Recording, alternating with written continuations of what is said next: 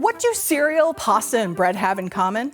Their story may have started right here in Buffalo, where the world's very first steam-powered grain elevator was invented. In 1842, merchant Joseph Dart and engineer Robert Dunbar built the first one. Suddenly, mountains of grain could be lifted, stored, and shipped faster than ever before. Just one of these structures stored tens of thousands of bushels of grain. This invention turned Buffalo into the grain capital of the world and transformed how we feed growing cities around the globe. They're much more than just storage bins. They're towering marvels of science and engineering. In this episode of Compact Science, we'll uncover the surprising science behind these giants, explore simple machines that make them work, the physics that keep silos standing, and discover why Buffalo is truly the birthplace of the grain elevator. When the Erie Canal opened in 1825, Buffalo became the key transfer point for grain traveling from Midwest farms to East Coast markets. But there was a problem. Moving thousands of bushels of grain by hand was slow, messy, and exhausting. The grain elevator solved this problem. Imagine thousands of workers shoveling grain for days on end, exhausted and barely keeping up. Dart's invention changed everything. Using steam power to scoop grain straight from the ships, lift it, and pour it into storage bins. What once took days now took hours. Buffalo's waterfront soon filled with elevators of wood, steel, and concrete. By the early 1900s, Buffalo handled more grain than any place on Earth. These machines didn't just shape the skyline, they helped build the modern food supply system. And that grain, it's what makes our bread, pasta, cookies, and breakfast cereal. Without elevators, it would have been far harder to feed growing cities. Behind the massive walls of a grain elevator are some of the simplest machines you can imagine, working together on a grand scale. Grain arrives by train, truck, or boat. In Buffalo's case, ships carried it straight from Midwest farms across the Great Lakes. The grain is poured into a pit and then scooped up by powerful elevators, a moving belt of buckets, lifting it high into the tower. At the top, the grain pours into silos, those tall, round containers that dominate Buffalo's waterfront. From there, it's sorted by type and later moved into trucks, trains, or ships for the next stage of its journey. But here's the cool part. To make this happen, grain elevators use simple machines that help make work easier by using less energy. There are 6 simple machines that scientists and engineers use. A lever uses a bar and a pivot point to lift something heavy.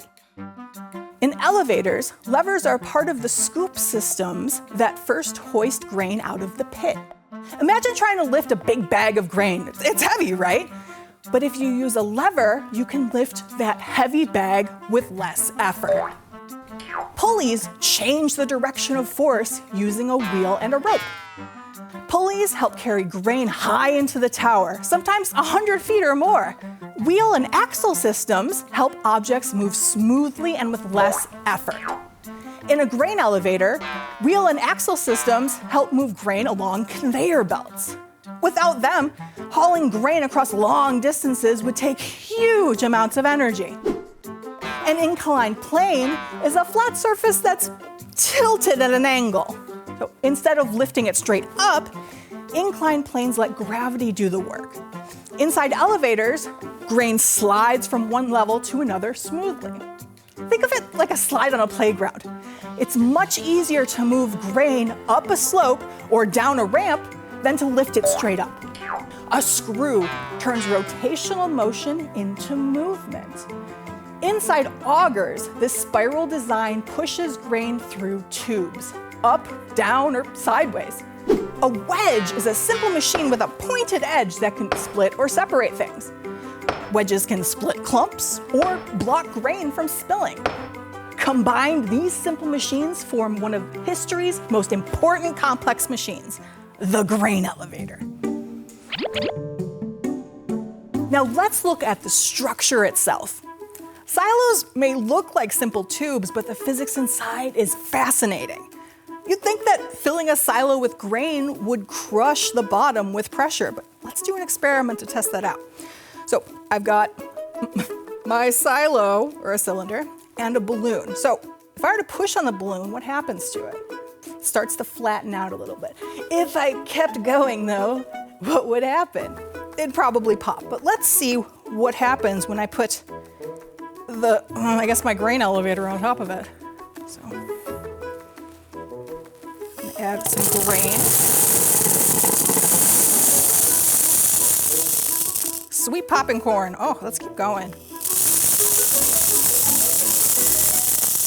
Okay, whoop, lost one. So it is pushing down, but let's keep going.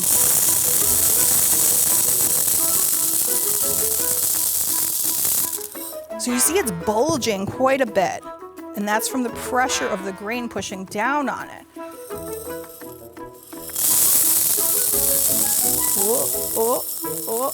Super cool, look at that. So, I mean, while it's still pushing down on the balloon, it's not pushing as much as you'd think, especially with having twice as many grains on top of it. And that's the surprise. The pressure at the bottom doesn't keep building at the bottom. Wow. The grains rub against each other and push outward against the silo walls. This spreads the force in a phenomenon called the silo effect.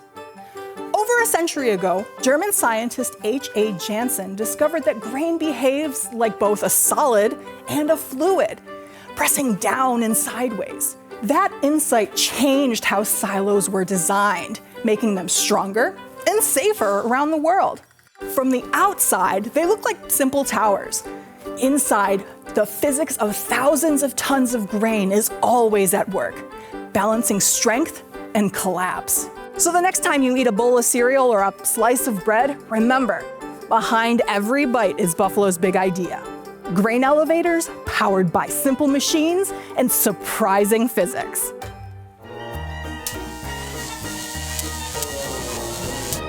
We've seen how a local invention revolutionized the food supply, uncovered the science behind their strength, and explored the simple machines that keep them running. Now it's your turn. If you are interested in learning more about simple machines, check out our Compact Science Viewer Challenge. We have a fun experiment building your own pulley system at home, just like the ones that lifted mountains of grains here in Buffalo. Get all the instructions on our website and be sure to share back your results. I'm Sarjane Gomlak-Green, and you've been watching Compact Science. Until next time, stay curious. Compact Science is funded in part by the Joy Family Foundation. Buffalo became the key transfer point for grain traveling. Sorry. Imagine thousands of workers shoveling grain for days on end. I lost where I was. Nope. This is what happens when I look elsewhere. A screw turns rotational motion. Okay.